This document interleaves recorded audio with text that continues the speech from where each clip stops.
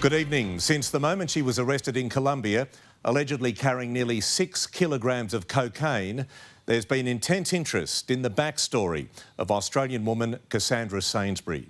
The 22-year-old had claimed she was a personal trainer, but Nine News has uncovered that Cassie actually spent months in the lead-up to her arrest employed as a sex worker at a brothel in Western Sydney. A former colleague from that business has spoken exclusively with reporter Tom Steinfort, claiming the accused drug smuggler has a history of lying and scheming to make money. This is the Cassandra Sainsbury that most Australians would recognise. This is not.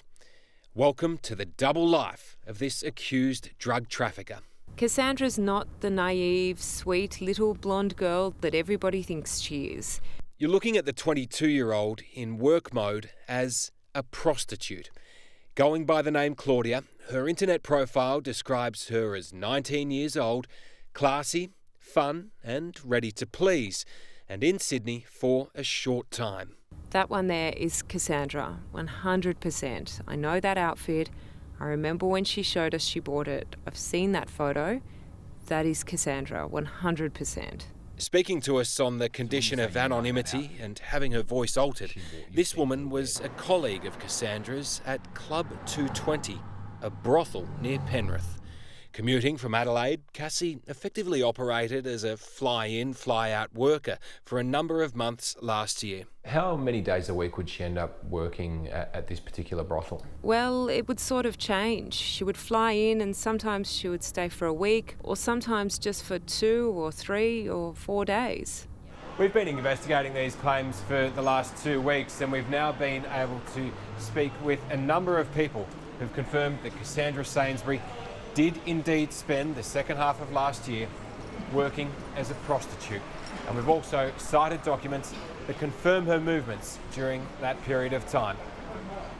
The Adelaide woman's introduction to this stint in sex work was in August, heading to Sydney with part of her travel expenses paid for by a credit card in the name of Scott Broadbridge, Cassandra's fiancé. For the next 5 months, she worked at Club 220 before abruptly disappearing from the roster without any explanation at year's end. The next time Cassie's colleagues at the brothel would see her was when she made international headlines, caught in Colombia last month, allegedly trafficking 5.8 kilograms of cocaine. However, the reason this woman feels compelled to reveal Cassie's true past as a sex worker is because she claims the accused drug smuggler has a history of deception and doing whatever she can to make a quick buck. That includes apparently lying about her own mother's death.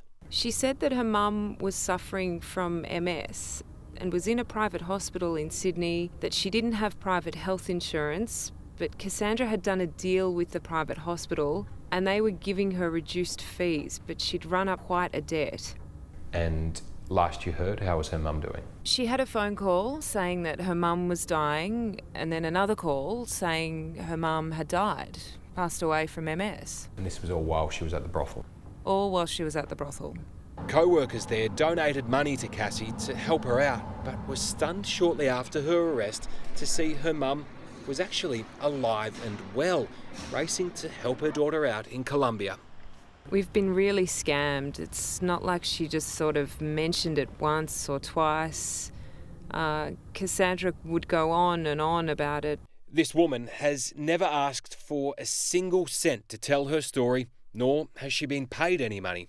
She simply wants the truth to be told. I don't stand to benefit in any way.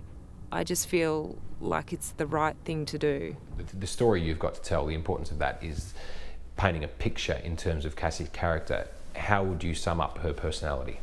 I think she's manipulative. I think she's a compulsive liar, and I think she's conniving. Tom Steinfort, Nine News.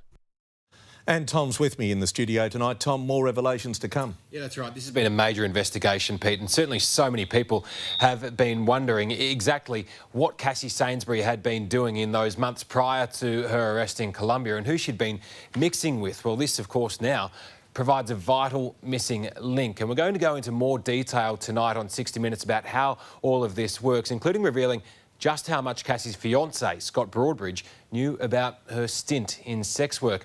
But there is another bombshell to come as well. I can reveal that Cassie Sainsbury has now completely changed her story, and you'll hear her new version of events tonight only on 60 Minutes. That is at 8:30. Good on you, Tom. Thank you.